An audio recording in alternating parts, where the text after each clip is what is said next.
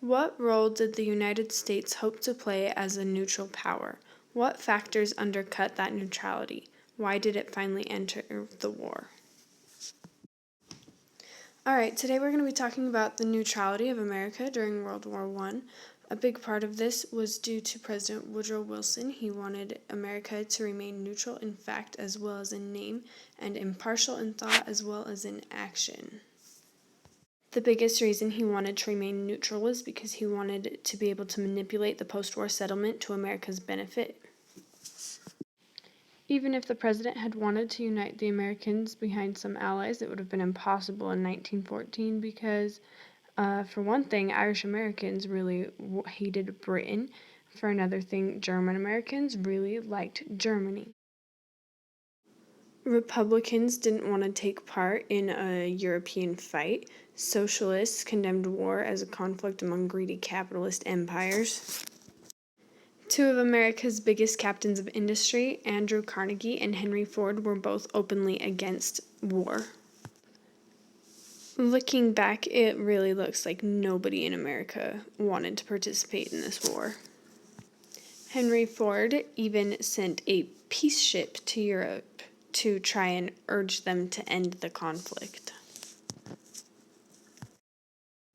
One of the biggest reasons the United States struggled to remain neutral was because they wanted to trade with all the warring nations.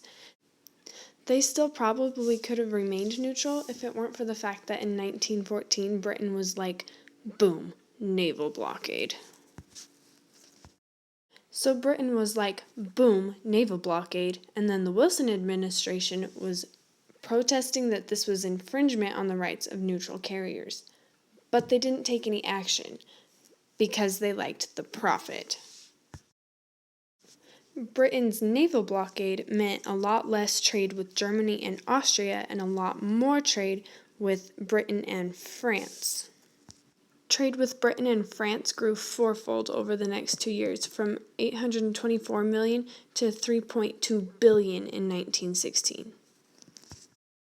This kind of destroyed American neutrality efforts because it tied their economic health to Allied victory. If Germany won, Britain and France would default their debts, and American companies would suffer catastrophically. The next big thing that led America to joining the war was that Germany invented the U-boat, which was short for undersea boat or submarine. And can you guess what they used that for? If you guessed that they used it to destroy a British luxury liner, then you were absolutely right. They killed almost 1,200 people, including 128 Americans, which, the president wasn't too happy about that. Speaking of President Woodrow Wilson, he ran for a second term under the slogan, "He kept us out of war," which is really ironic because not too soon after he won his re-election did America join the war. Despite his best efforts and his campaign slogan, events quickly took place that pushed President Wilson toward war. Wilson broke off diplomatic relations with Germany, and a few weeks later, newspapers published an intercepted dispatch from the German Foreign Secretary Arthur Zimmermann to his minister in Mexico City. The note urged Mexico to join the Central Powers. Zimmermann promised that if the United States entered the war, Germany would help Mexico recover Texas, New Mexico, and Arizona. Meanwhile, Germany was still blowing people up left and right. Finally, after all that, on April 2nd, 1917, Wilson asked Congress for a declaration of war.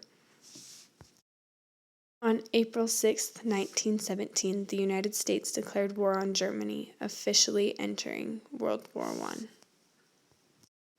So, what role did the United States hope to play as a neutral power? Well, they wanted to manipulate and make it so that when the war was over and all the countries were settling, that they would settle in favor of America and things would go well for America. What factors undercut their neutrality? Money, economic health tied to Britain and France, as well as Germans' newfound obsession with blowing up boats. And what did finally do it? What finally got them to enter the war? That would be the German dispatch to Mexico, urging Mexico to join them, and they would help them recover Texas, New Mexico, and Arizona. Thank you all for watching.